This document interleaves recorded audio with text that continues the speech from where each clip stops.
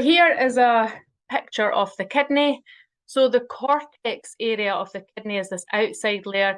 This is where filtration takes place, or ultrafiltration, you might hear it referred to as. And the medulla is where there's salt and water reabsorption happening.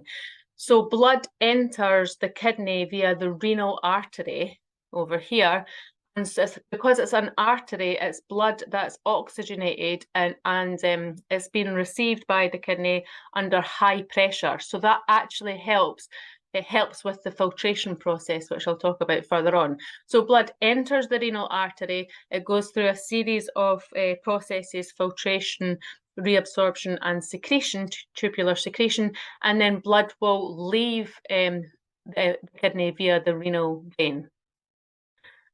So the kidneys are dark reddish brown in colour. The right kidney is lower than the left to make room for the liver, like I said. They're bean-shaped organs, roughly about 150 grams each. They have 4 layers. The capsule is this fibrous layer on the outside of the kidney, which protects the kidney and helps give the kidney its shape. There's also a fatty layer. It's not mentioned here, but the kidneys are held in place by a fatty layer as well, to sort of cushion and protect the kidneys and hold them in place within the body. The cortex consists of nephrons, which is the smallest functional unit of kidneys, which we'll talk about as we go on. And this is where most of the filtration is taking place to help produce that urine.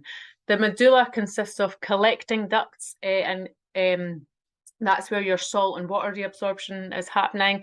And all the urine gathers into the pelvis of the kidneys, which acts like a sort of funnel to collect all the urine before it's released into the ureter.